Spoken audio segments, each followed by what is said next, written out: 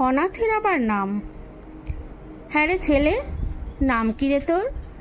রোজ সন্ধ্যায় দেখি তোকে ভর্তি ফুলের ঝাঁকাটাতে ফুলমালায় সাজিয়ে নিস গাছের তলায় পশরাটাকে।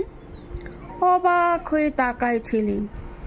বছর 10 হবে, অনাথ করে বাবা ফেলে তখন গেল চলে।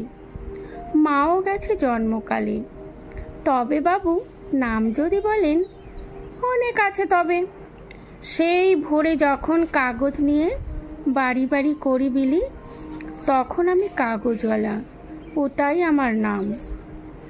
8টা বাজে, চায়ের দোকান, চা বানাই, কাপে ঢালি, ওদের দিই, তখন আমি চাওয়ালা সাজলাম। আবার যখন বেলা আরো, মাথার ওপর সূর্য তখন বাজে, তখন প্রায় 12, জলের ঝাড়ি নিয়ে তখন বাগানে জল ঢালি। তখন আমি হয়ে গেলাম বাবুর বাড়ির মালি। দুপুরে ওদের খাওয়ার পরে যদি কিছু খাবার বাঁচে, গিন্নিমাতা খাওয়া নামায় আদর যত্ন করে। তারপরে যেই 3টে বাজে, মোড়ের মাথার চপ দোকানটাতে আলু মাখি, মশলা ভাজি, চপও ভাজি ওই দোকানটাতে। বিকেলবেলা হলে তখন সবাই আমায় বাবু চপওয়ালা যে বলে।